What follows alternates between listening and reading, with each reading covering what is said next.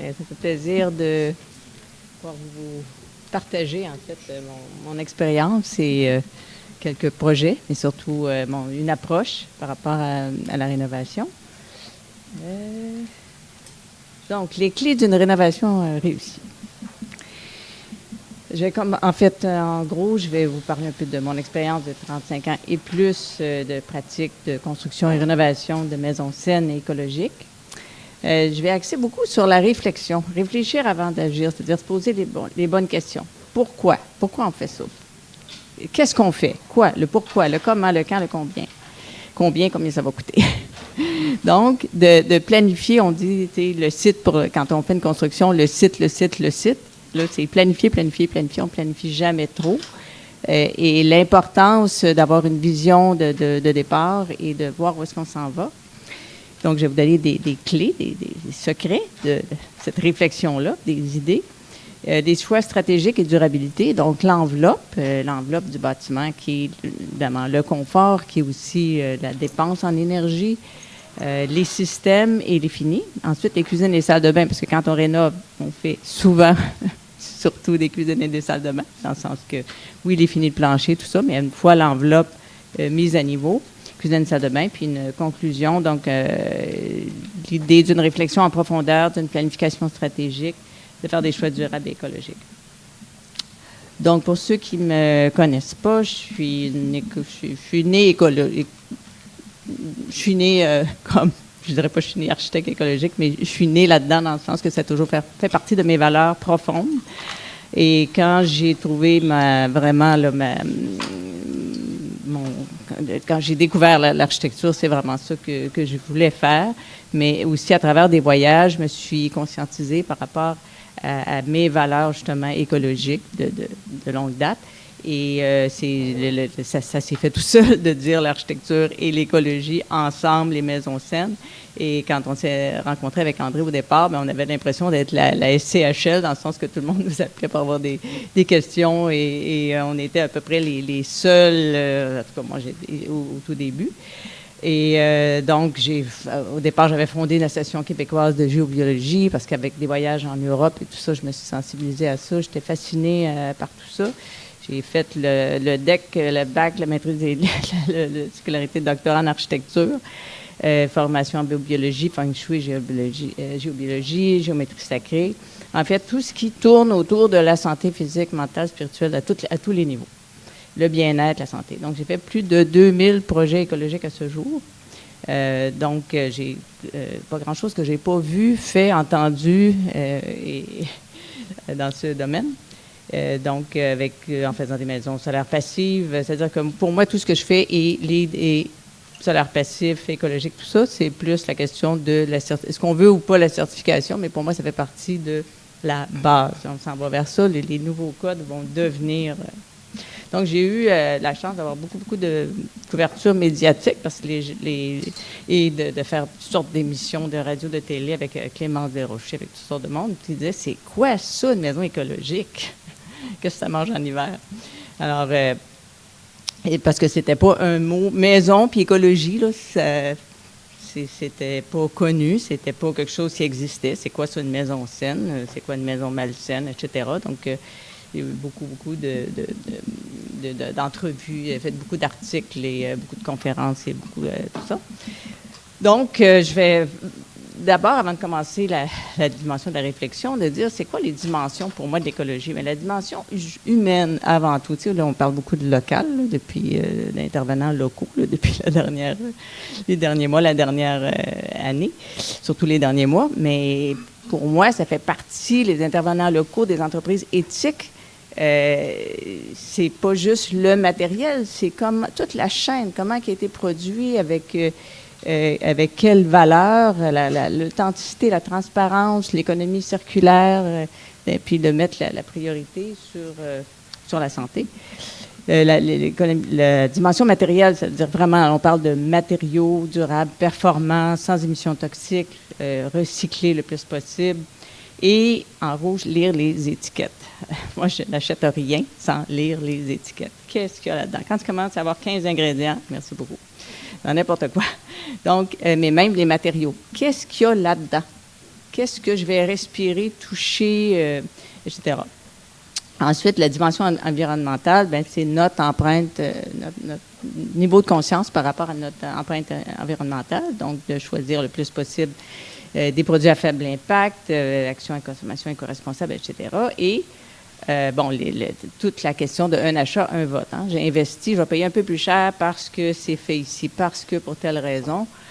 Donc, c'est un choix. Donc, consommer moins, mais mieux. Puis, la liste rouge des matériaux, je vais la montrer tantôt, mais ça, c'est quelque chose, vous avez juste à taper ça. C'est tous les matériaux que vous ne voulez pas voir, sentir, avoir dans votre environnement. Donc, si vous voyez ça sur des produits, fuyez. Donc, la base, c'est une question de mode de vie avant tout. C'est avant de dire que je vais mettre tel matériau ou que je vais faire telle intervention, c'est une question de mode de vie qui nécessite de repenser certaines de nos habitudes, de faire des choix plus réfléchis. Puis c'est à ça que je vais vous appeler aujourd'hui vraiment à bien réfléchir dans le contexte d'une rénovation. Et puis des changements qui vont avoir un impact positif, oui, positivement pour nous, notre collectivité, puis l'ensemble. Mais et d'aller plus vers un minimalisme. Donc, on dit, ça coûte cher manger bio, par exemple.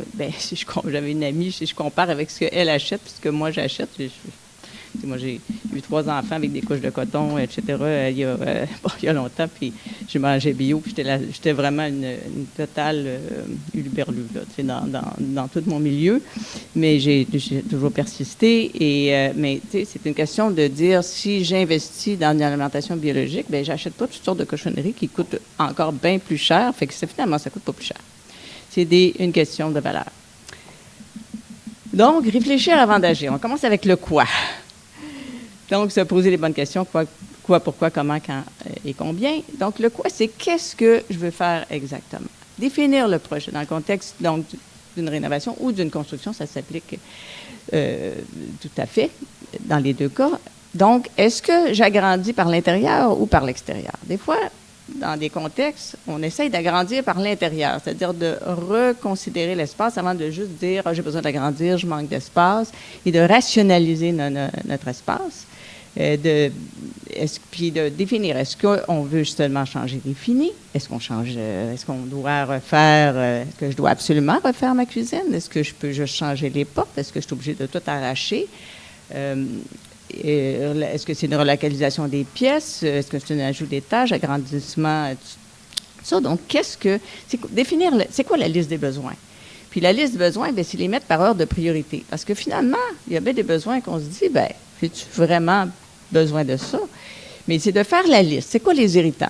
Les irritants, je dis, j'en ai pas tant que ça, mais finalement, ils arrivent avec une liste de 45 irritants. Bien, finalement, regardons ça, parce qu'on s'habitue à tous les irritants. Donc, dans nos modes de vie, quelque chose de trop petit, de trop grand, de trop ci, de trop ça, de pas assez, les frustrations, les manques, les déficiences, toutes dans la liste, les équipements qui sont désuets, qui sont en fin de vie, qu'il faut remplacer, parce que justement, genre poêle au bois qui pollue, etc.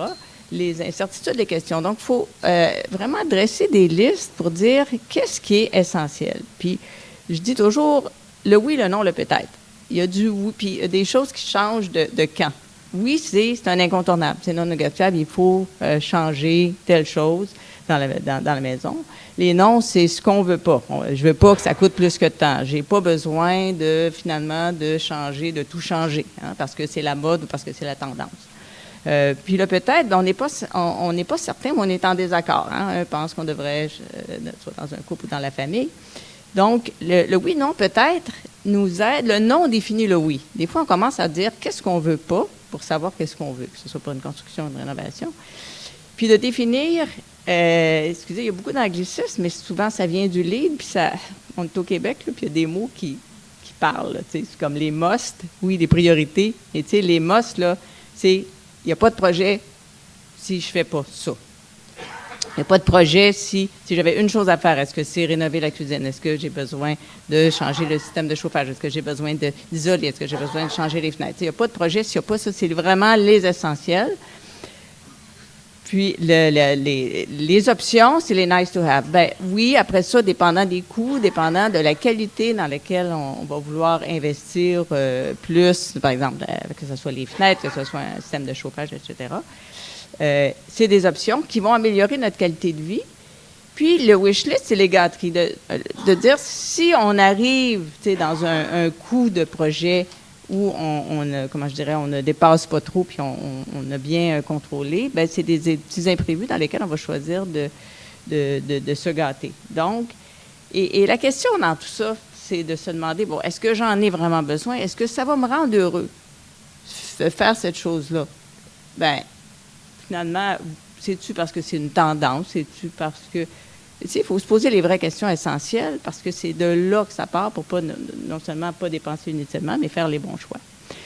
Le pourquoi, bien, c'est quoi les vraies raisons? Pourquoi est-ce qu'on rénove ou on déménage? Alors, je vais parler de quelques exemples de mon expérience, mais vraiment, souvent, c'est trop petit, la famille agrandit. Est-ce qu'on rénove, est-ce qu'on agrandit ou est-ce qu'on déménage? Donc, il faut commencer par regarder les comparables dans le quartier, comparables sur le web, pour voir, tu sais, le site, là, c'est vraiment de dire où est-ce qu'on se situe. C'est-tu parce qu'on n'est pas bien dans le quartier où il y a quelque chose, un changement de travail, quoi que ce soit. Voir les coûts qui sont reliés à chacun des choix. La part de dépenses et d'investissement. Est-ce que c'est une dépense ou un investissement? Améliorer une enveloppe, c'est un investissement, c'est pas une dépense. Donc, c'est de se questionner. Quelle est la valeur ajoutée à la revente? Est-ce que si je fais telle chose, c'est juste d'être conscient, puis après ça, on assume ses choix. Est-ce que si j'améliore l'enveloppe du bâtiment, ça va coûter moins cher de chauffage? C'est quoi ma valeur ajoutée? C'est le confort. Il y a aussi une valeur. Donc, quand on accumule les points positifs, ça aide justement à faire un choix conscient. Le temporel, c'est la vision à long terme versus court terme dans les étapes de vie. Une personne qui est seule, qui est en couple, avec ou sans enfants, le nid vide, les enfants sont partis, ça amène des requestionnements. J'ai-tu besoin d'une si grande maison? Oui, mais les enfants vont venir de temps en temps. Les réceptions famille, amis, les transformations de maisons en bigénération. Une chose que je n'ai pas écrite, mais qui est très importante pour moi dans mon approche, c'est, pour moi, toutes les maisons que je fais sont adaptées. C'est-à-dire, je ne vais jamais mettre une porte en bas de 34 pouces. Il faut qu'un fauteuil roulant puisse passer partout. Okay? Ça, c'est vraiment la longévité, c'est de penser à long terme, puis se dire qu'il n'y a personne qui rêve d'aller dans un CHSLD. Je n'ai jamais encore entendu ça. Donc, ça veut dire qu'on veut vieillir le plus possible chez nous et on ne veut pas être obligé. J'ai vu des projets, là, des situations crève-cœur où quelqu'un est obligé de déménager parce qu'il y a une canne, il n'y a pas d'ascenseur, tout ça. Donc, moi, je prévois toujours un endroit où on peut, dans une maison neuve ou même dans la réno quand on peut, mettre un futur ascenseur, si c'est une maison d'une certaine taille et qu'il y a un étage, ou d'avoir tout pour que le jour où que ça soit facile de venir en ajouter un, le jour où on en a besoin. Et puis pour penser à long terme, moi,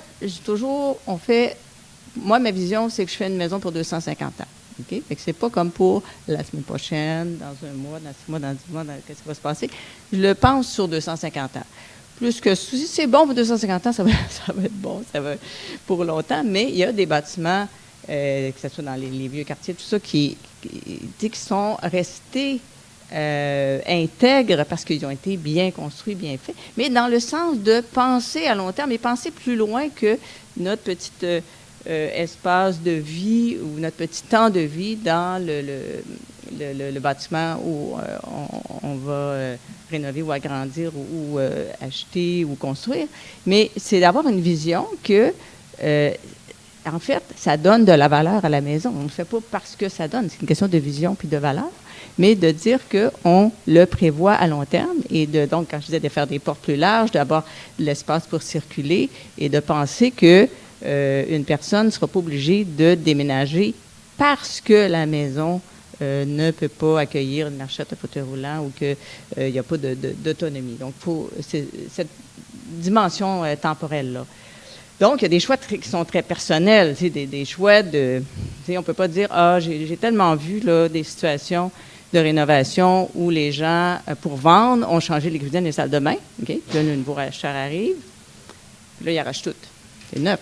Parce qu'ils n'aiment pas ça. Ils n'aiment pas les cuisines blanches. Parce qu'ils n'aiment pas. Donc, tu sais, c'est la question des goûts, la question c'est de penser de façon intemporelle et non pas juste en fonction de la tendance et de la décoration, c'est facile de mettre des coussins, de mettre des tableaux, c'est facile de changer. Mais le côté intemporel de dire, ça va-tu tenir le temps? Je suis en train de rénover là, deux maisons centenaires. Puis, c'est intéressant de voir comment il y a des choses qui tiennent encore la route. Bon, il y a des choses qu'on refait parce que les anciennes cuisines d'époque, évidemment, c'est pas nécessairement là, adapté. Mais comment est-ce qu'on peut le penser en termes de durabilité, que ça tienne la route et que ça soit pas tellement tendance, tandis qu'un meuble, tu sais, c'est plus facile à changer que quelque chose qui fait partie de la maison. Donc, d'avoir cette vision-là, opter pour un style intemporel, puis se demander la question, est-ce que je vais, quand on fait une intervention, est-ce que je vais aimer encore ça dans 20 ans? 10 ans, c'est quasiment hier. Ça passe très vite, 10 ans. Pensez à quelque chose il y a 10 ans. 20 ans, on commence à y penser. Puis, souvent, j'ai des clients, quand j'amène ce point-là, ils me disent, tu sais, Marie, cette cuisine-là, là, j'aime ça, là, je la trouve belle. Mettons une image, tu sais, dans le projet, mais je ne suis pas sûre que je vais aimer ça dans 20 ans. Donc, je vais plutôt aller avec telle chose parce que je sais que je ne me tannerai pas. Puis quand on fait une bonne planification, puis quand on regarde les images, puis qu'on fait des 3D dans notre cas, dans notre travail, c'est que ça sert à nous tanner à l'avance. C'est-à-dire que de se saturer d'images, c'est un secret de la durabilité. C'est-à-dire que c'est drôle comment les gens qui aiment tel genre de cuisine ou qui aiment les fenêtres noires, qui veulent ça, mais finalement, à force d'en regarder, ils sont déjà tannés. Fait qu'au lieu de dire, dans 5 ans, je suis tannée, puis je change mes fenêtres, ou je change mes cuisines, ou je change ma cuisine, ou je change mon comptoir, ou je change telle chose, parce que je suis déjà tannée, bien, on se tanne à l'avance en s'exposant à des images pour dire, ça va-tu tenir la route? Et se poser cette question-là, je vais-tu encore aimer ça dans 20 ans? Ça nous amène ailleurs, tu sais, puis même si on n'est pas là dans 20 ans, ça va être quelqu'un d'autre, puis etc. Donc, les choix réfléchis intelligents, on va parler de choix stratégiques, c'est vraiment une bonne qualité de coquille ou d'enveloppe du bâtiment. Des fenêtres, toitures, l'isolation, ça, c'est toujours le premier choix à faire. La déco, tout ça, ça vient avec, mais c'est une enveloppe de qualité qui va réduire tous les coûts connexes, chauffage, climatisation, entretien, etc., puis assumer parfaitement ses choix en étant conscient de tous les enjeux. Le comment, bien, c'est OK. Là, j'ai un projet. Je sais pourquoi. Je me suis questionnée. Je me suis remise en question. Les désaccords entre les couples, entre tout ça, bien, faut bien s'astiner, là. C'est important de bien débattre les éléments. Pourquoi quelqu'un veut ça. Tout le monde dans une famille n'a pas nécessairement les mêmes intérêts. Mais une fois qu'on sait où est-ce qu'on s'en va, qu'on sait ce qu'on veut, là, c'est le comment. Comment est-ce qu'on fait notre projet? La ville, c'est crucial. Il y a des endroits où ça prend 1 an à avoir le permis. Il y a des choses que si on change juste, un projet en ce moment à Longueuil, là, si on change juste mettons, là, par rapport à la ville, si on changeait juste les finis de plancher puis des choses comme ça, on dépose pour permis, on a le permis automatiquement. Ça, c'est nouveau. C'est la première fois que je vois ça, là. Automatique, là. Ils ne le regardent même pas. Ils disent, bon, il y a ça. Automatique. Après ça, si on change des cloisons, là, c'est 4 à 5 mois. Et si on change les fenêtres, parce que c'est dans un secteur patrimonial, c'est 11 à 12 mois. Fait que là, ça amène, tu sais, si on ne pense pas à ça, si on ne vérifie pas avec la ville au départ, avec qu'est-ce qu'on a le droit de faire, et de plus en plus, moi, j'ai fait des projets partout au Québec, il y a des petites villes, là, c'est comme presque, tu sais, sur une, comme on dit, tu sais, sur une napkin, un petit croquis, puis mon grand-père, il a fait ça, un petit dessin sur une napkin, je vais faire ça de même, temps par temps, puis eux, ils sont permis, ouais, bien là, c'est plus ça. Puis même dans les toutes petites municipalités, il y a des CCU, des comités consultatifs d'urbanisme. Donc, pour voir la réglementation, les délais, est-ce que ça prend des plans à Montréal, ça prend un plan signé par un architecte, souvent par un ingénieur, etc., puis certains travaux. Mais c'est ça, le comité consultatif d'urbanisme, bien, c'est que, heureusement, ils vont refuser la maison Verlim avec un toit lilas. Fait que ça permet de faire en sorte que, dans certains endroits, n'importe qui ne peut pas faire n'importe quoi. Parce que s'il n'y a pas de CCU, quelqu'un pourrait faire ça et se dire, ben moi, c'est pas écrit nulle part, donc c'est ça que je veux faire. Okay? C'est juste caricature pour dire que le CCU, là, pour moi, c'est heureusement qu'il y en a de plus en plus parce que ça protège, on va dire, la beauté des environnements et ça protège de ne pas faire n'importe quoi, n'importe comment. Donc, c'est un droit de veto de dire, OK, le règlement, c'est telle hauteur, tout ça, mais ça, là, le CCU peut dire, on ne l'accepte pas parce que c'est pas beau. C'est pour faire le résumé. Fait qu'ils ont le droit de faire ça, heureusement. Le PIA, c'est un plan de... Quand il y a un PIA, à certains endroits, c'est des règles d'intégration qu'il faut respecter.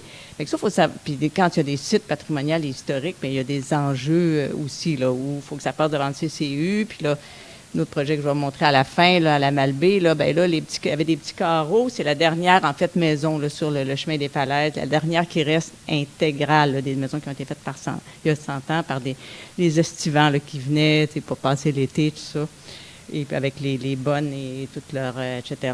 Et que c'était vraiment la dernière.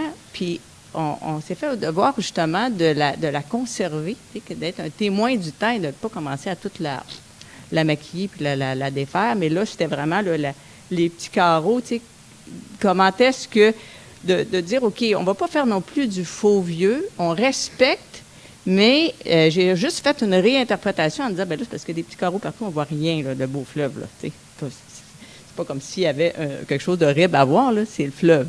Fait que là, j'étais dans le respect, mais c'est tout un dialogue qui se fait dans des situations comme ça. Mais ça, c'est important de savoir ça dès le départ, avant de commencer tout projet, même pour la rénovation, parce que les délais peuvent être très longs, etc., etc. Puis les exigences de ce qu'on a le droit de faire, donc le droit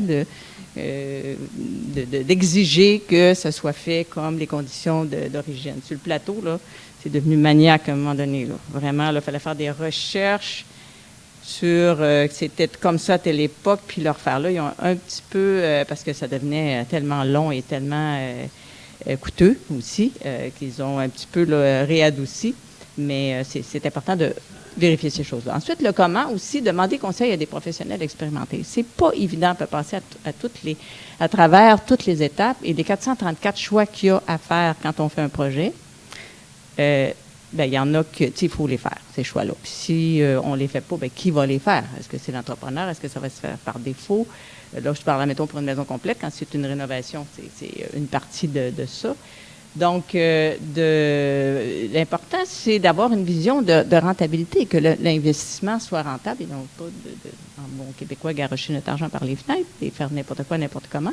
Et ensuite, de demander une évaluation par un évaluateur certifié, super important. Un bon inspecteur professionnel va voir des choses que personne ne va voir. Il va détecter, il va lire les symptômes de la maison. Donc, souvent, de commencer par une consultation, de faire venir un ingénieur, de voir est-ce que la structure, tu sais, quand des fois les planchers sont croches ou la structure est inadéquate à ce qu'on veut faire, la structure, c'est la première des choses là, qui peut amener une déficience dans une maison.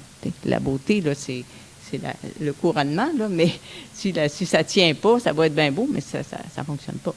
Donc, je vous donne des exemples là, sans nommer personne, mais une fois, un ajout d'un étage, une famille voulait ajouter, bon, vraiment dans un quartier, là, comment je dirais, là, de bungalows, là, pas de très grande valeur, on va dire, des bungalows bien simples, bien ordinaires, puis ils voulaient ajouter. Là, j'ai mis 400 parce qu'à l'époque, c'était 200 000. Il n'y a plus grand-chose, puis de bungalow à 200 000 là, aujourd'hui. Fait que j'ai un peu là, mis au coup du jour. Mais en tout cas, si je le dis comme c'était 200 000. Puis là, tout ce qu'il voulait faire, j'ai dit, bien là, on est dans le 200, 225. Là. Fait que le jour où il veut revendre ça par rapport au marché, ce qu'il y a autour, là, il ne revendra jamais ça. Fait que là, je dis, pourquoi, pour le même montant, pourquoi pas acheter des options, c'est bien d'assumer puis de dire ben je rentre pas dans mon argent, ou de dire ben j'en fais moins, ou de dire ben j'achète un terrain puis je construis une maison neuve. C'est ça qu'il a fait. C'est ça qu'on a fait. Finalement, il a trouvé un terrain, il a fait une maison neuve avec vraiment à son goût. Parce que s'il n'aime rien dans sa maison puis qu'il veut tout défaire, ben là, ça ne sera pas rentable. Ça sera pas. Fait que c'est tous des choix qu'il faut voir. Un agrandissement aussi, une fois une évaluation très, très basse là, pour la maison. Puis le coût de l'agrandissement était 2 fois la valeur de la maison dans un quartier moins, on va dire, moins huppé, on va dire. Et la question de toutes ces questions-là, le pourquoi, comment, tout ça, bien, en bout de ligne, c'est de dire, je le fais pour moi, puis j'assume. Et non pas de dire, ouais, j'ai fait une erreur. J'assume mon choix, puis quand je les ai recroisés plus tard, on a dit, bien, on est très heureux parce que on a vu, on a fait notre cuisine à notre goût, on cuisine beaucoup, mais on l'assume. Et on sait que si on avait à revendre, et si on revend, peut-être qu'ils vont trouver quelqu'un comme eux qui est attaché à ce quartier-là et qui va vouloir ça. Même chose pour quelqu'un qui veut agrandir, est-ce que je rénove ou est-ce que je déménage, bien, qui est attaché à son quartier. Ou qui doit changer de quartier, mais qui est attaché à son quartier, qui recherche, un client qui avait recherché d'autres maisons, puis il dit, bien, tant qu'à mettre autant d'argent pour qu'elle soit, c'est aussi bien de le faire sur ma maison. Donc, après ça, est-ce que la valeur va être là? Bien, c'est de se poser toutes ces questions-là au départ et d'assumer nos choix pour pas que ce soit une erreur et ne pas regretter. Le regret, c'est ce que j'entends tout le temps. J'aurais dû faire, de gens qui ont fait des expériences, de dire, je me suis trompée, je suis allée trop vite, j'ai pas réfléchi assez, etc. Les étapes du projet, j'ai juste mis ces 2 diapos-là, c'est juste pour dire que les différentes phases dans un projet, phase d'esquisse, qui décrit vraiment toutes les tâches. C'est pour dire, c'est pas comme dire, OK, là, je fais ça, puis j'engage un entrepreneur, puis il commence, puis là, wow, ça coûte ça, puis on est complètement déçus, regrets, puis financièrement aussi, ça a un impact. Fait que, dans la structure du travail d'un architecte, il y a 5 phases, pour peut-être les résumer vite, vite. La phase de l'esquisse, là, c'est vraiment de se dire, qu'est-ce que je fais, pourquoi je le fais, de se poser les questions par rapport au terrain, par rapport à la ville, de tout ce qu'on a vu tantôt dans les questions. La phase de dossier préliminaire, c'est les 434 choix qu'il y a à faire, comme je disais tantôt, pour faire une maison, mettons, complète, là, allant de la couleur du coulis, la grosseur du coulis, du choix des fenêtres, aussi des couleurs, de chaque petit élément là, que des fois vont se choisir par défaut. C'est pas tous des choix conscients. Puis après ça, la phase de dossier définitif, là, c'est toutes vraiment les plans où tout doit être, un bon projet, là, c'est une 40aine de pages de plans, c'est pas 3 pages, parce que tous les choix qui doivent être faits pour donner les directives à ceux qui vont faire le travail, si c'est pas fait, bien, quelqu'un va décider pour vous. Et avec des frais, bon, il y en a un léger supplément. Après ça, l'appel d'offres, bien là, c'est justement aller en soumission avec des entrepreneurs, avec différents entrepreneurs, faire un comparatif. Puis après ça, la phase des travaux de construction. Le quand, bien, c'est justement les délais, faire un échéancier des étapes. L'avant-projet, c'est-à-dire, est-ce que je commence maintenant? Si ça prend 1 an à avoir le permis, bien, il faut y réfléchir, il faut s'organiser en fonction de ça. Il y a beaucoup de villes où c'est de plus en plus long avec les CCU, tout ça. Il faut que ça passe au CCU, après ça, il faut refaire les demandes de permis. Donc, l'avant-projet, c'est vraiment toute la question de l'idée, de la réflexion, consultation, des décisions assumées. Pour moi, une décision assumée, c'est de dire que j'ai fait le tour de la question. Je comprends que, OK, ça ne sera peut-être pas revendable, peut-être que je ne récupérerai pas mes baies, ou peut-être que ci, ou peut-être que ça. Ou je mets moins là, c'est pas ce que je voulais, mais je sais que je ne le regretterai pas parce que j'ai fait des choix conscients que j'assume totalement. C'est dans le où va l'argent, c'est toujours où va l'argent. Planification du projet, bon, comme on disait, toute la préparation, le financement, les plans de levier, permis, l'envoi des soumissions, toutes ces étapes-là qu'il faut faire un échéancier pour faire un budget, mais il faut aussi se faire un échéancier pour pas penser qu'on déménage dans 2 mois quand ça va être dans 1 an et 2 mois. Et alors, ça, c'est super important. L'envoi des documents de soumission, l'évaluation, les modifications par la suite, parce qu'on se re-questionne, OK, à ce prix-là, je le fais faire ou à ce prix-là, je le fais. Si c'est 30 000 de peinture, ça m'est arrivé à un moment donné où il a dit, à ce prix-là, je vais le faire. Puis l'autre, c'était 7 000, à ce prix-là, je le fais faire. Fait que c'est des choix de dire où est-ce qu'on met notre temps quand on veut en faire de quand quelqu'un veut participer, quand c'est de l'autoconstruction. Donc, toute cette étape-là, le contrôle, et c'est long, les soumissions. Ça prend du temps. Puis il faut les analyser, puis il faut comparer. Puis je vais vous montrer tantôt un tableau, là, quand on fait un budget, puis qu'on voit les différentes soumissions, plus c'est détaillé, parce que juste un prix, bien, ça comprend quoi? Ah, bien là, ça, c'était pas inclus. Bien, comment ça, c'était pas inclus? Ça prend ça, ouais, mais personne ne me l'a dit, ou tu sais, tous ces éléments-là vont devenir des extras. Puis extra, bien, ça s'accumule. La fin des travaux, l'emménagement, le déménagement, puis pas oublier que tout prend plus de temps qu'on pense et tout coûte plus cher qu'on pense. Il faut partir avec ça pour bien faire des choix. Le combien, justement, tenir compte de toutes les composantes. Tu sais, de dire le budget, c'est que il faut être capable de définir que pour faire telle chose, ça ne peut pas être en bas de ça, mais ça peut aller jusque-là. Donc, d'avoir cette vision et de prévoir des contingences, puis prévoir qu'en coup de route, en route, on peut avoir des surprises. Il faut le planifier. Puis c'est là, quand je disais tantôt, le good, better, best, il y a des petites gâteries qu'on dit, bien là, si j'ai pas trop, tu sais, si j'ouvre les meubles, j'ai pas de surprise, etc., ou qu'en creusant, ou que ben là, je me payerai telle chose. T'sais. Puis si on ne l'a pas, on est capable de vivre sans. On est heureux quand même.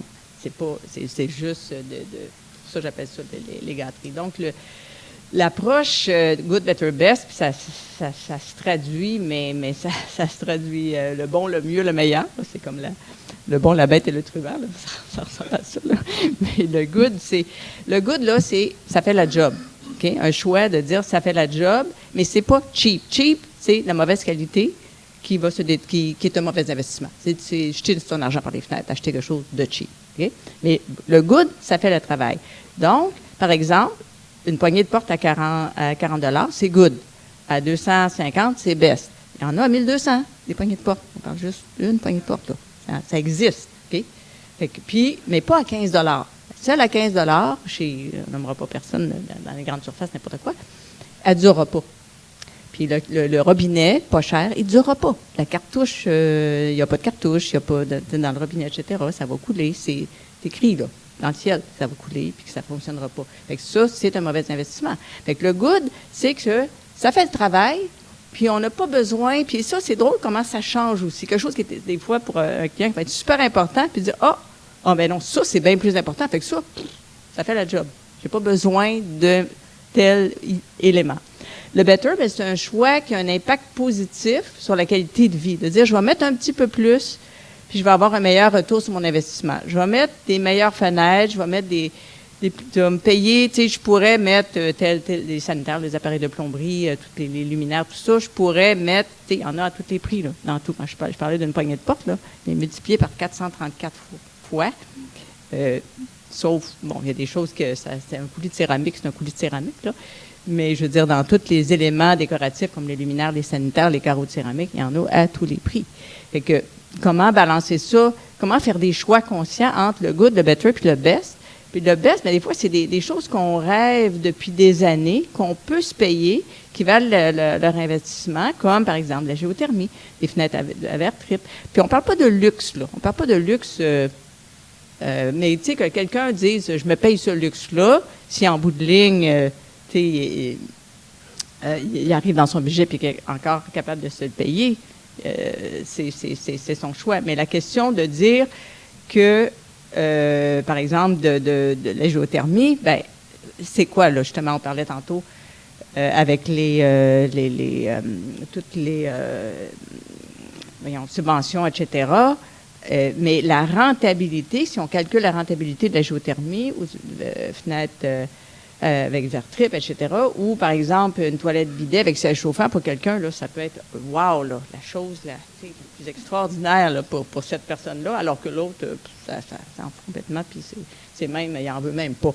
Fait que les valeurs changent d'une personne à l'autre, mais c'est toutes ces petites choses-là qu'il y a tellement de niveaux dans chacune, puis il faut être capable de les regarder pour ne pas regretter, dire, ben là, j'ai mis ça, mais j'aurais pu mettre ça, j'ai fait ça, j'aurais pu faire ça.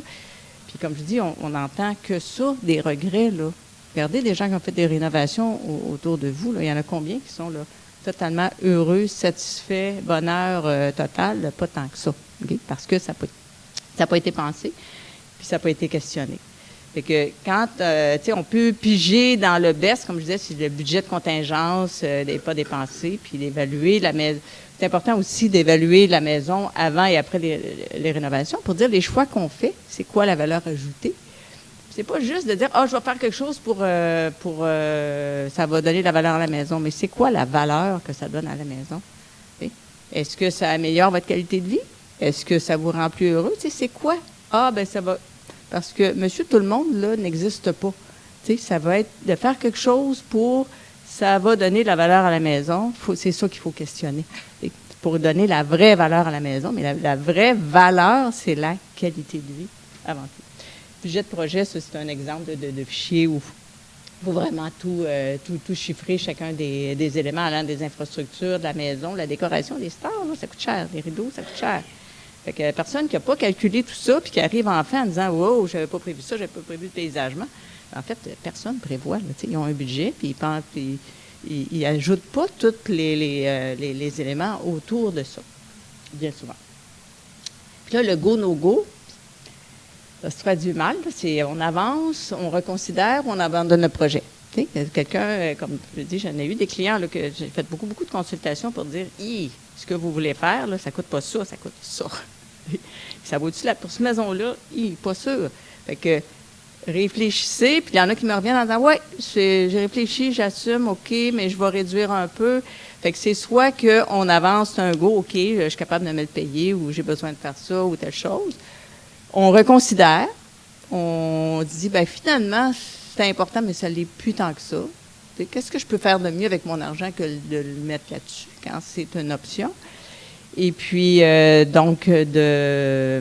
ou d'abandonner, de dire, finalement, je fais autre chose ou je fais moins. Des fois, quand je disais tantôt agrandir par en dedans, des fois, on cherche les façons de comment est-ce qu'on peut répondre quand on identifie bien ses besoins et ses irritants.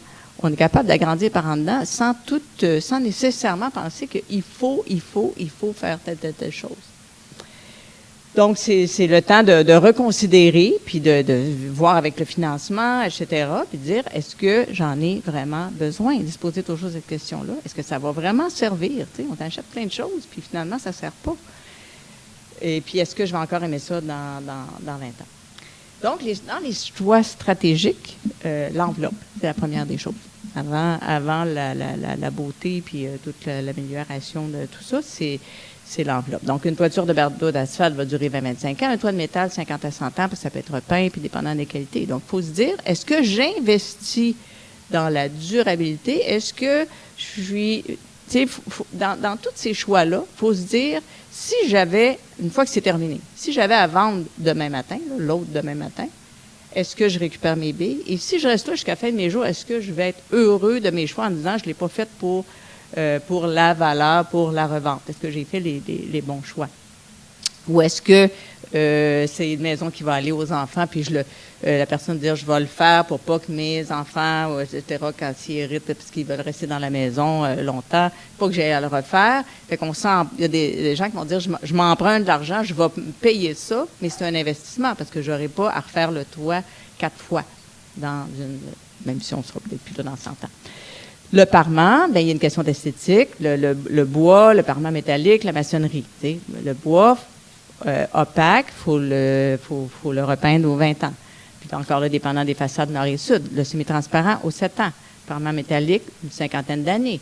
La maçonnerie, 100 ans et plus. Là, je ne sais pas quel chiffre mettre parce qu'il y a des bâtiments de 200-300 ans qui sont encore en pierre, sauf les joints. C'est un choix aussi de dire, est-ce qu'on le fait pour... Tu sais, il faut s'écouter puis il faut le sentir. Des gens qui vont dire, je veux... en fait, j'ai jamais eu personne qui est venu me voir en disant, moi, là, je veux absolument de l'entretien. C'est jamais arrivé. Fait que, toujours, je veux pas d'entretien, mais j'ai eu un client qui voulait être dans la maison de Tadambois quand j'ai dit au 7-8 ans la façade sud, puis après ça, les autres 7, 8, 9, 10 ans. Il dit non, après ça, après avoir exploré toutes sortes d'autres alternatives, il dit, c'est quoi, là? C'est ma maison de rêve, là, mais je vais le payer.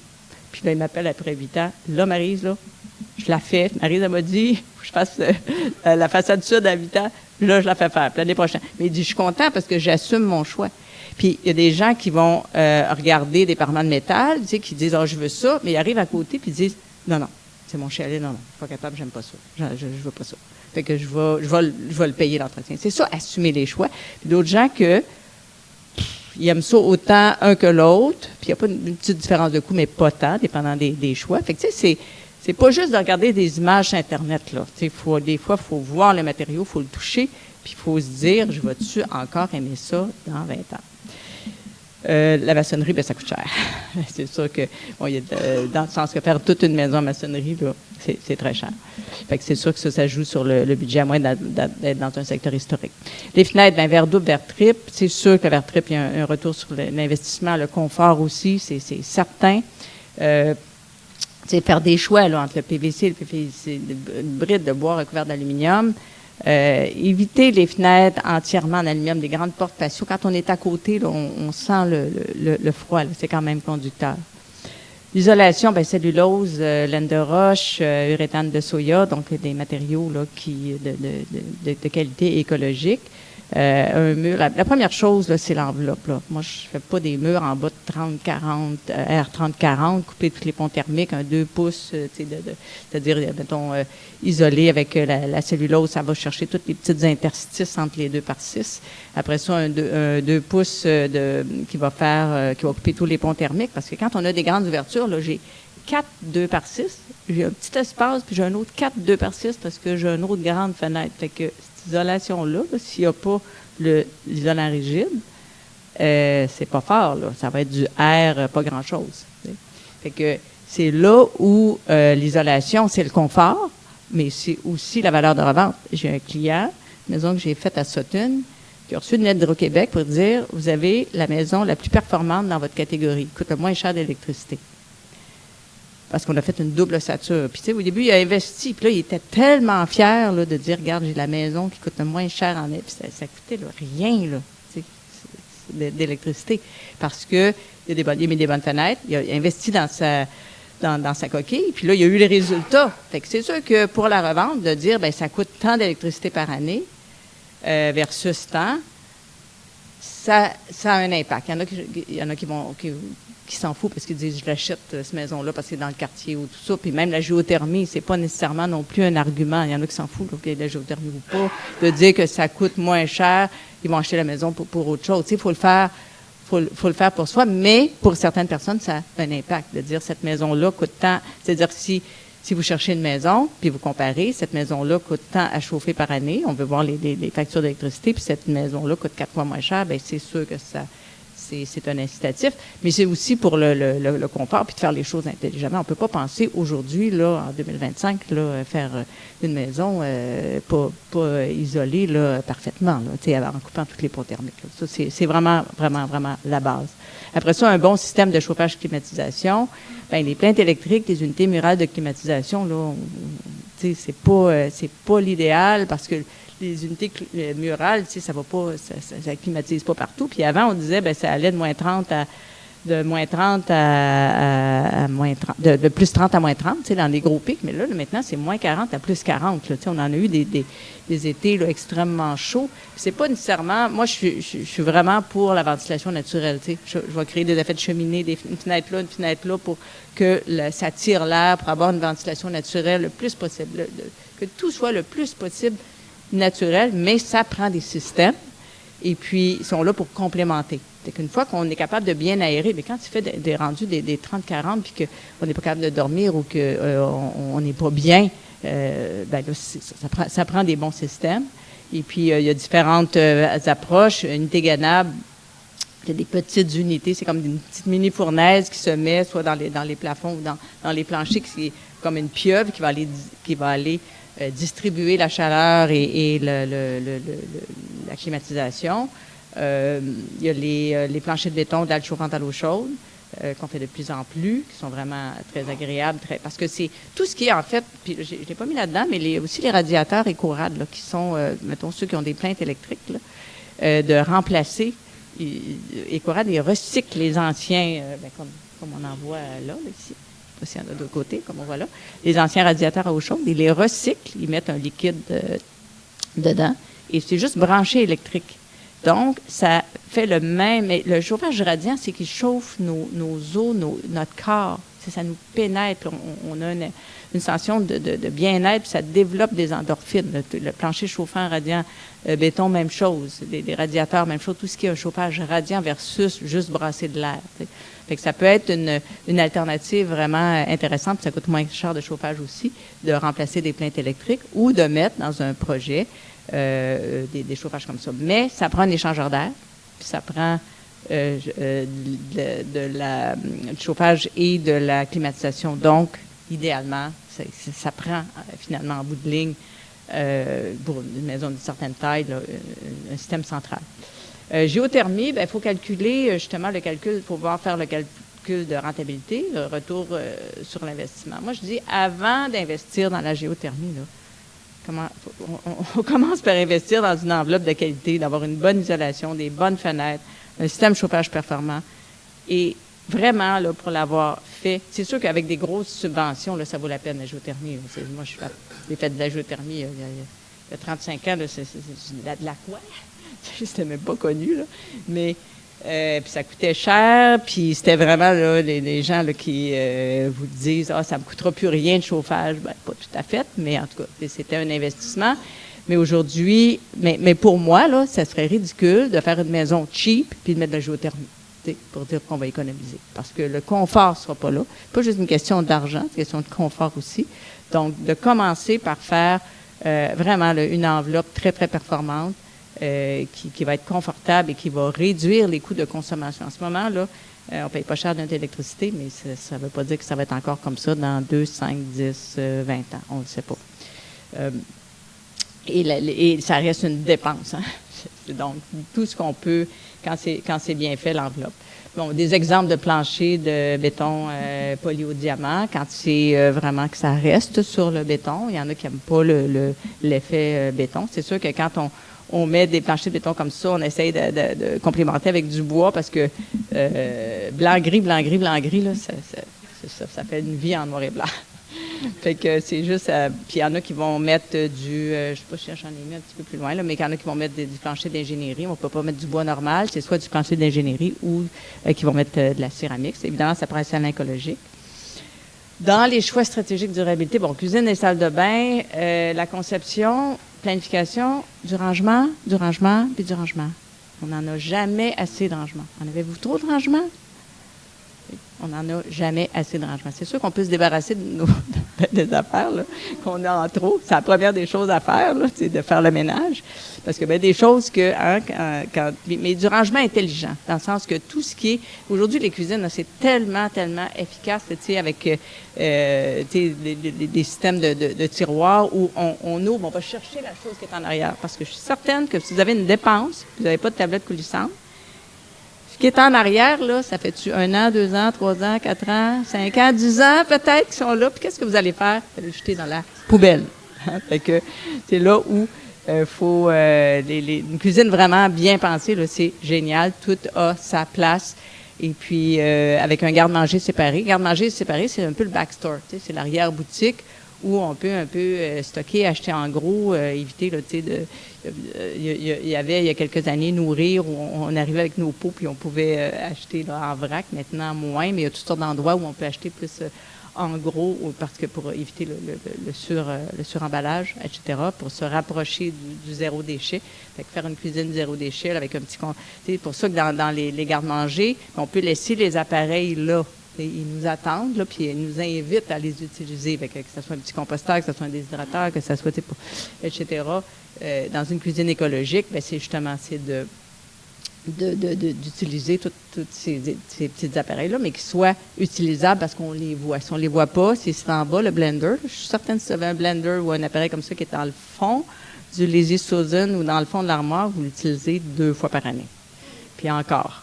Tandis que quand il est à la portée de la main, c'est tout la question de l'efficacité, puis d'avoir moins recours justement là, au fast-food, à toutes les choses, au suremballage, en ayant un petit garde-manger dans lequel on peut justement acheter plus en gros, etc.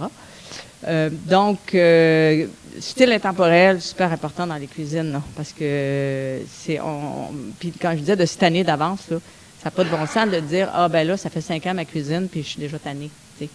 Ça, c'est ridicule, là. Ça, c'est vraiment mauvais placement total, avec tout ce que ça implique. Donc, panneaux sans formaldéhyde. S'il y a un endroit que vous devriez investir au niveau du sans formaldéhyde, là, tous les panneaux, tout ça, parce qu'il y en a partout, là, des matériaux toxiques dans la construction, c'est dans la cuisine. Pourquoi? On store nos aliments. Donc, le formaldéhyde, ça y prend 8 à 10 ans avant de s'évaporer. Et que si ça s'en va dans les aliments. Fait que de mettre des panneaux New Green dans la cuisine. Le garde-robe, c'est moins grave. C'est pas la priorité. Je ne mettrais pas du New Green pour le walk-in, mais pas dans la cuisine. Je ferais le contraire. OK? Après ça, il y a toutes les questions de type de panneaux, bois laqué, bois plaqué, des matériaux synthétiques. Il faut voir aussi comment c'est fabriqué, qu'est-ce que ça émane.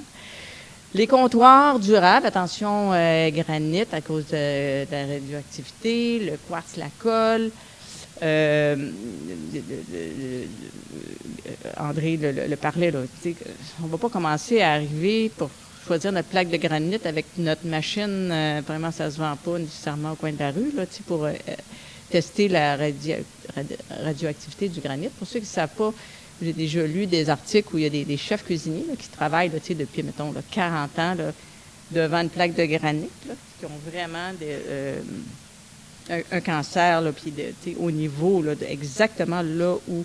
Fait que, tu sais, c'est des belles pierres, tout ça, faut juste... puis c'est difficile à évaluer, là. Si vous demandez, c'est un peu comme acheter un meuble et dire, est-ce qu'il y a du retard dans le flambement? Non, ils ne savent pas, mais c'est sûr qu'il y en a. Et c'est la même chose. Le granit, est-ce qu'il est radioactif? Ben non, ils ne sont même pas au courant, de toute façon, mais... Fait que c'est des... fait que restez pas collés pendant 40 ans, de 8 à 10, vous avez un comptoir de granit. Restez pas collés sur votre comptoir de granit. Sinon, il y a le Decton. Decton, qui est une marque de Cosentino, mais qui a toutes sortes d'autres noms dans d'autres compagnies, qui est fait à base de porcelaine, qui est intéressant parce qu'il est vraiment, vraiment durable, un peu plus cher. Les électroménagers, ben, tu sais, je parle souvent dans mes conférences là, de l'obsolescence programmée. Il faut être conscient de ça, l'obsolescence programmée. Tout ce qui est fait en fonction de durée 10 ans, en fonction de durée 15 ans. C'est en Europe, il y a des associations là, qui sont contre, qui poursuivent, qui ramassent des fonds pour poursuivre les compagnies qui font l'obsolescence programmée, justement. Donc, de choisir quelque chose qui va durer, qui n'a pas tout juste l'électronique, parce que tout ça brise. Donc, choisir des électroménagers durables, performants.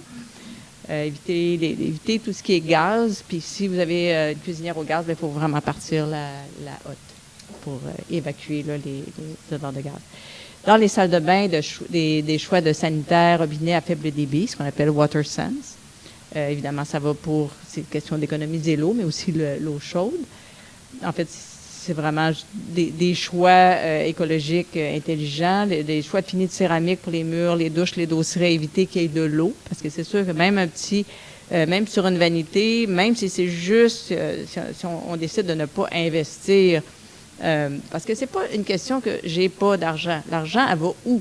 C'est ça la vraie question. Qu'est-ce qui est important? L'argent va dans les choses qui ont une rentabilité, qui ont un retour, qui nous amènent, qui nous rendent heureux, qui nous amènent du bonheur, qui vont faire que tous les jours, on va l'apprécier. Les autres, ça vaut pas la peine fait que si on choisit de mettre la céramique, de ne pas en mettre là, comme les Italiens et les Portugais sur les 4 murs, puis le plancher, bien, au moins les endroits où il y a de l'eau, comme au-dessus des vanités, parce que ça va toujours, l'eau va aller sur le gypse, puis eau veut dire moisissure, veut dire détérioration, etc. Donc, au moins au-dessus des vanités et, évidemment, dans les douches. Puis, on fait beaucoup depuis quelque temps là, des coins bien-être, c'est-à-dire des saunas finlandais intégrés là, maintenant, surtout depuis la pandémie, là, des douches vapeur de différents types. Puis ça n'a pas besoin d'être... en fait, une douche vapeur, c'est un système ça sert de douche en même temps. Le sauna, il sert juste de sauna. La douche vapeur, ce qui est intéressant, c'est qu'elle sert de douche, puis avec ce qu'on appelle le Mr. Steam, cette compagnie-là, pas mal la seule compagnie là, qui fait ça, Mr. Steam. Ben, on pèse sur un bouton, puis là, il y a une chaudière puis qui chauffe et qui fait un peu la chaleur comme dans un sauna, mais une chaleur humide. Donc, ça, c'est intéressant d'y réfléchir. Et encore là, quand on disait où va l'argent, quelqu'un qui que dans son bien-être, c'est un gros plus et qu'il utilise à tous les jours, il va mettre de l'argent là-dessus et il va couper ailleurs, sans aucun regret, presque. Choix stratégique et durabilité, bon, les cuisines, justement, comme c'est la gauche, ça, c'est un plaquage de bois. Maintenant, les stratifiés sont rendus tellement incroyables là, que même moi, je me suis déjà fait prendre. Même moi, là, qui a un œil, que je vois des choses que d'autres ne voient pas. De penser que c'était du bois, puis en y touchant, je dis wow, c'était un stratifié. Mais les imitations sont très, très bien. C'est juste d'avoir le New Green, d'avoir des panneaux sans la formaldéhyde. Donc, ça, c'est encore là, c'est des choix au niveau des entretiens. Les comptoirs, on a parlé du Decton. La pierre Saint-Marc aussi, le petit lavabo, là, ça, c'est en pierre Saint-Marc, qui est une pierre du Québec. Hein, parce que, tu sais, quand on prend du granit qui vient du Pakistan, de la Chine, peu importe, d'Iran, de n'importe quel pays, il faut imaginer tout le transport, puis c'est lourd, etc. Puis la pierre à savon aussi, c'est un produit intéressant qui est fait au Québec, la stéatite. Donc, des différents choix là, de comptoirs. Donc, je dirais que pierre à savon, les pierres ont besoin d'un petit peu plus d'entretien, mais c'est intéressant pour ça. C'est une question de choix, comme on disait tout à l'heure. Le Decton, c'est ça, c'est une surface ultra compacte, neutre en carbone, quartz, verre de porcelaine, 20 minéraux naturels, qui est mince, solide, dense, homogène, avec une résistance exceptionnelle aux rayures, aux taches. C'est-à-dire que vous pourriez mettre un citron, une betterave, puis une tache d'huile, partir 2 semaines, vous revenez, puis ça ne tâche pas. C'est comme une assiette de la porcelaine. Versus, si vous faites ça, donc la durabilité est vraiment intéressante pour ce produit de porcelaine. Les armoires de cuisine, quand on parlait de panneaux sans formaldéhyde, il y a Uniboard et il y a Tafisa qui font ces produits-là. Ça s'en vient de plus en plus la norme, ça s'en vient de plus en plus abordable. Dans les cuisines, dans le fond, pour les comptoirs, donc ça peut être des carreaux de céramique aussi, de prendre des grandes céramiques avec des tout petits joints. Il faut faire attention aux joints parce que il ne faut pas non plus qu'il y ait de moisissures dans les joints de comptoir. Donc, béton, on a parlé. Béton recyclé, verre recyclé, inox recyclé. Je vais vous en montrer tantôt des exemples. Dans les salles de bain, prioriser les plans lavabo en porcelaine. Un plan lavabo en porcelaine, là, c'est qui est comme moulé. OK? C'est pas du plastique, c'est de la porcelaine. Donc, c'est, comme je disais, vous pouvez mettre n'importe quoi là-dessus, échapper n'importe quel type d'huile, de produit, de crème, de n'importe quoi. Ça se nettoie, ça va être durable, ça va être encore beau dans 100 ans. OK? Dans 250 ans, peut-être. Ça va dépendre. Mais, et donc, c'est facile à entretenir. Extrêmement facile à entretenir. Donc, ça aussi, c'est un bon investissement. Donc, comptoir d'ardoise, toujours, il y a la question de la radioactivité qui est moins pire que dans le granit, mais qu'il faut se questionner. C'est vraiment pas évident, ces questions-là. Après, quand je disais, on assume, qu'on fait des choix en disant, bon, je suis consciente de telle chose, mais en même temps, on ne va pas venir fou parce que si on met un comptoir d'ardoise ou qu'on a de l'ardoise, de la vraie ardoise au plancher, dire, mon Dieu, à chaque fois que je marche, là, je vais avoir le cancer ou je vais tomber malade. Là, c'est une question c'est tellement des faibles expositions. Là, mais il faut être informé. Quand on est informé et qu'on fait un choix conscient, donc, comptoir de pierre recyclée, il y a de plus en plus de compagnies. Là, c'est incroyable, là, tout ce qui se fait. Les comptoirs de béton, multisurface, très bonne compagnie, qui font aussi là, des plans lavabo, là, comme on voit à droite, là, tout ça en béton. C'est fait ici aussi, ça vient d'ici. Il faut se questionner, puis comme je disais tantôt, il ne faut pas se mettre à faire de l'éco-anxiété, là, puis à se culpabiliser. Ah, ben là c'est le trajet. Il faut faire une moyenne, là, puis se dire, on fait notre effort, puis qu'est-ce que la valeur pour nous que de dire à chaque fois que je vais toucher ou que je vais voir ça, là, je vais me sentir bien parce que j'ai fait un geste d'un investissement pour telle chose, en prenant quelque chose qui est fait ici. Puis d'autres choses, bien, qu'est-ce que vous voulez, hein? Nos télés ne sont pas faites au Québec, puis il y a plein d'affaires, puis nos stylos, puis nos téléphones non plus, puis on assume, hein? Mais on fait un équilibre là, dans tout ça. Comptoir de pierre recyclée. Donc, il y a beaucoup, beaucoup de compagnies maintenant là, qui produisent vraiment des produits super intéressants. Peinture à base d'eau aux algues à la chaux. Hein? c'est extraordinaire, là, tout ce qui est en train de se développer. Des vernis écologiques à base d'eau. Il y en a beaucoup, beaucoup. Des finitions murales, de plâtre naturel, de chanvre, de chaux et d'argile. C'est magnifique, l'effet que ça peut venir, que ça fait chercher. Des teintes naturelles à base de plantes. Quand j'ai fait le premier prix que mon premier projet que j'ai fait quand j'ai parti mon bureau, c'était un centre d'accueil pour handicapés. Puis, j'étais la troisième architecte parce que les autres avaient fait ça comme un petit hôpital, parce qu'il y avait 6 enfants handicapés. Puis moi, je dis, ben moi, si mon arrière-grand-mère, il était 14 enfants, tu sais, ça peut avoir l'air d'une maison, tu sais, même s'il y a 6 enfants handicapés, non pas d'un hôpital.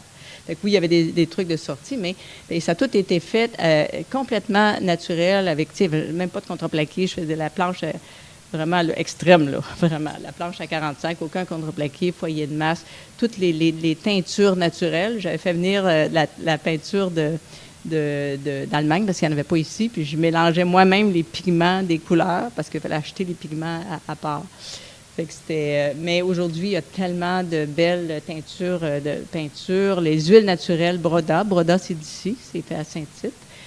Livos Prato Verde, c'est vraiment des beaux produits. Broda, je vous encourage parce que c'est la même chose un peu que les autres huiles pour les planchers, pour les meubles, et c'est facile aussi à entretenir. Revêtement de sol souple, liège, bambou, linoléum. C'est sûr que le bambou et les lièges sont renouvelables, durables et esthétiques, mais ce n'est pas local. Encore là, question de trouver son équilibre dans tout ça, entre les choix qu'on fait de matériaux locaux. Le linoléum est intéressant. Je vais vous montrer un exemple tantôt aussi. C'est fait à base d'huile de lin. Il y a des parquets de bois certifiés FSC. Ça veut dire que c'est contrôlé. Les forêts sont gérées durablement. Pas de copain blanc, espèces menacées, ça aussi.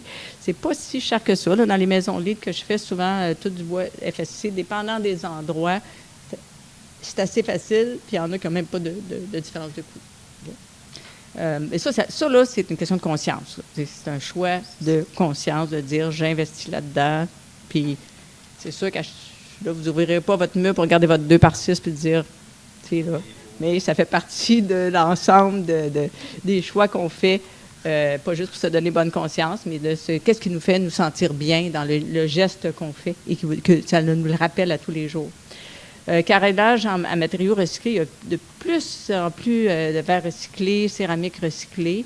Faire attention, là, tous les tapis rideaux en fibre naturelle, faire attention à tous les produits chimiques qu'ils mettent là-dessus. Là. Les meubles, là, dans la liste rouge des matériaux, là, tous les sofas, là, on parlait tantôt des ondes électromagnétiques, tout ça, là, mais tous les meubles là, qui sont imprégnés de trucs anti-feu, c'est extrêmement toxique. Puis quand c'est neuf en plus, là, on passe beaucoup de temps là-dessus, là, c'est vraiment toxique. C'est vraiment difficile de trouver des choses qui n'ont pas des retardateurs de flamme là, dans les sofas et tout ça. Mais donc, de plus privilégier le plus possible des fibres naturelles. Papier peint écologique, il y en a qui sont faits à partir de, ça revient beaucoup, à partir de matériaux recyclés, fibres naturelles, tout ça. Donc, plancher, Domeco, une compagnie qui fait des planchers de bois, eucalyptus, bambou, etc., là, différentes qui sont durables, intéressants. Plancher de bois de chanvre, c'est relativement nouveau, ça aussi, là, de plancher organique. Mais encore là, ça peut être un choix de dire, ben moi, je vais marcher sur un plancher là, de bois de chanvre, puis d'être en mesure de l'apprécier là, dans nos choix. C'est des exemples de céramique recyclée. La compagnie Recycle, c'est une collection grès, parce qu'il y a beaucoup de déchets de construction. Hein, donc, on va y venir tantôt, là, essayer de recycler tout ça. Le linoléum, marmoléum, c'est intéressant, c'est fait à partir d'huile de lin.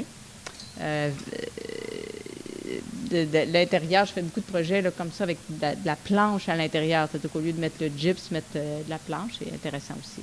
Donc, les 12 R dans tout ça, dans les choix qu'on fait, réduire les déchets, aller vers un zéro déchet, être conscient de tous les déchets qu'on fait quand on fait une rénovation.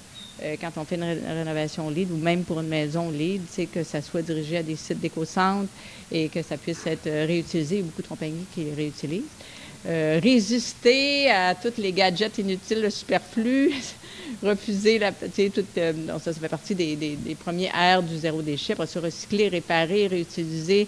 Réparer, moi, Je sais que ça me coûte plus cher à réparer, mais je fais réparer. Quand ils me disent, ouais, mais ça coûterait moins cher, changer ton imprimante, ça coûterait moins cher. Non, mon frigo, c'est la quatrième fois, la troisième fois que je le répare, puis il fonctionne encore, tu sais. Mais il est plus supposé de fonctionner. Fait que recycler, réparer, réutiliser, réinventer, rejeter. Moi, j'en ai mis 12. Il y en a 5, mais moi, j'en ai mis 12.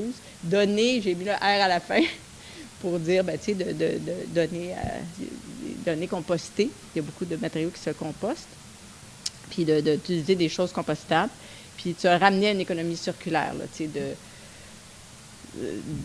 tout le cycle puis il y a beaucoup de compagnies maintenant là, parties par des jeunes qui sont vraiment dans l'économie circulaire, puis repasser notre mode de vie. La fameuse liste rouge des matériaux. Là. Tapez liste rouge, puis vous allez voir tout ce qui est absolument garanti que c'est cancérigène et mauvais pour la santé. Donc, les matériaux à éviter ou à minimiser, les matériaux exotiques qui viennent de loin. Bon, encore là, c'est comme le bois tropical, le ipé, le kumari, le wenge, le jato. Ben, ces bois-là viennent de très loin. C'est souvent des coupes à blanc. C'est souvent pas fait c'est avec de l'exploitation. Le bambou qui vient de Chine, le liège qui vient du Portugal, l'Espagne, Maroc, tout ça. Donc, mais encore là, c'est des choix, au moins c'est des choix conscients et assumés. Les matériaux toxiques, tout ce qui est polyester, tout ce qui est à base de plastique, tout ce qui est retardateur de flamme, qu'on parlait tantôt, les peintures, les vernis. Ça vaut la peine de payer un petit peu plus cher pour avoir une bonne peinture. Ça prend des années avant que toutes vous les respirez dans votre air, ça s'imprègne dans tout. Caoutchouc, les planchers flottants à éviter. Je vais vous montrer tantôt un petit projet que j'ai fait dans un sous-sol. Au lieu de mettre un plancher flottant, on a peinturé le plancher de béton, puis on a le mur, peinturé le mur de béton, puis c'est magnifique, puis vraiment pas cher. Les marques de peinture toquées, Sico EcoSource, Benjamin Moore EcoSpec, Natura. Maintenant, toutes les compagnies, là, ils n'ont pas le choix. Là, ils emboîtent le pas. Là, donc, il y en a. Là. On ne peut pas dire « Ah, j'en ai... » Moi, quand je fais des devis, là, je mets le lien. L'entrepreneur ne peut pas dire « On n'a pas trouvé, il n'y en a pas. » Non, il y en a. Il y en a, puis il y en a partout. Peinture récupérée aussi. Il y a tellement de gallons de peinture là, qui sont jetés, là, que quand c'est récupéré, ça aussi, c'est bien. Peinture à la chaux, à l'argile, ça, c'est magnifique. Ça a toutes sortes de bénéfices aussi. Le bois, l'huile versus le vernis, la question, c'est, j'ai 25, je me dépêche. C'était intéressant, le fini à l'huile. J'ai fait beaucoup de projets où tout le bois huilé, parce que c'est facile, des tables, tout ce qui est huilé. C'est sûr qu'avec un plancher huilé, il faut enlever nos chaussures. Oui, j'accélère. Fait que les huiles écologiques, là, comme je disais tantôt, le Broda, Libos Prato Verde, les solvants naturels, ça existe. EcoHouse, ça sent l'orange, il ne faut juste pas le boire. Vernis écologique, même chose, Saman, plein de marques d'ici. Plancher huilé, ça c'est en bas, là, c'est un petit appartement qu'il y avait dans un sous-sol. J'ai juste, au lieu de mettre du plancher flottant, plastique, vinyle, tout ça, là, qui émane pendant longtemps, juste une peinture, c'est un latex à béton. On n'utilise plus ça de l'époxy, juste ça, puis peinturer le mur de béton là, qui va chercher. Il y a des compagnies qui font des textures de béton qui coûtent très cher. Ça, c'est quelques petits exemples. Un agrandissement de rénovation aux îles de la Madeleine où tout avait été fait, la peinture, tout ce qui est blanc, là, ça avait tout été fait à la peinture à la chaux. Puis tout le bois avait été fait à l'huile et à la cire d'abeille. Ça, c'est un agrandissement d'une maison patrimoniale à Trois-Rivières où toute la question de la démolition, là, on l'a reproduit parce qu'elle n'était pas isolable, on ne pouvait rien faire avec la maison. Fait que comme c'était une maison patrimoniale, je l'ai fait scanner, puis on l'a reproduit exactement. Fait qu'en haut, là, c'est celle qui est d'origine, là.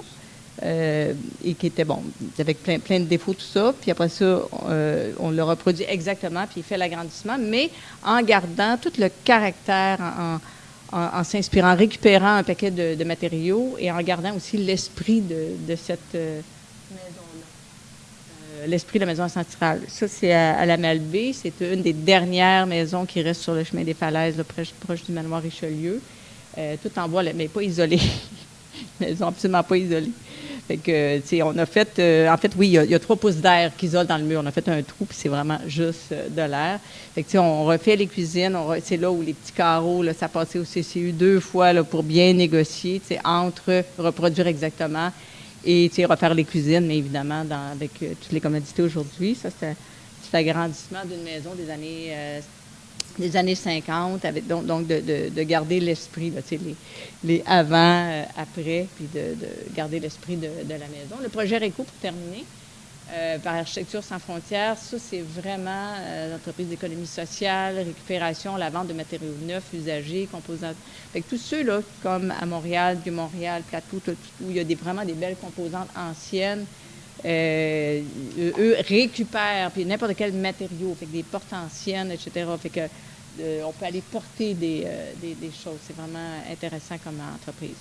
Donc, ma conclusion, une rénovation intemporelle, le plus possible, écologique, intelligente, innovante et durable. Les défis, réfléchir, planifier, planifier, planifier, consulter. Ça prend de l'aide. C'est pas facile de faire ça tout seul, d'oublier des choses et de déraper.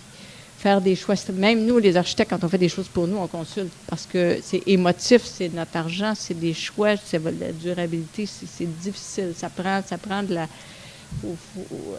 faut y réfléchir puis il faut en discuter. Choisir les bons intervenants, des choix stratégiques. Donc, la question des choix stratégiques, c'est l'enveloppe avant tout, le confort, la durabilité à long terme. Puis prioriser le plus les achats locaux, mode de vie éco-responsable, lire les étiquettes, produits sains, durables le plus possible, fabriquer au Québec, encourager l'économie locale. Il y a de plus en plus, là, ça se développe énormément, réduire son empreinte. Donc, les bonnes questions, est-ce que j'en ai vraiment besoin? Est-ce que ça va vraiment servir? Est-ce que ça me rend heureux? Des fois, je pose cette question-là, mais ça, faire ça au lieu de ça, est-ce que ça vous rend plus heureux? Ben non. Ben là, fait que la réponse est là. Ben, qu'est-ce qui fait que, tu sais, c'est pas juste le coût, le ci, le ça. Tu sais, c'est quoi notre bénéfice personnel? Puis il y a d'autres choses que, tu sais, entre la poignée, comme je disais, à 250 puis à 40, si la 40 elle fait le job, ben on va mettre de l'argent sur d'autres choses. On n'a pas besoin de... faut équilibrer ça. Donc, et est-ce que je vais encore aimer ça dans 20 ans? C'est la question à se poser pour se dire que ça nous amène, c'est comme notre intuition nous dit, ouais, je pense que je vais me tanner de ça. Puis ça, j'entends souvent ça quand je... Donc, la santé et le bien-être, pour moi, c'est l'ultime priorité. Puis la beauté, la fonctionnalité, c'est-à-dire que quand on disait du rangement, tout ça, bien, fonctionnel, c'est l'ultime valeur. Puis c'est pas juste la valeur de la maison, c'est la valeur de notre qualité de vie. Merci beaucoup.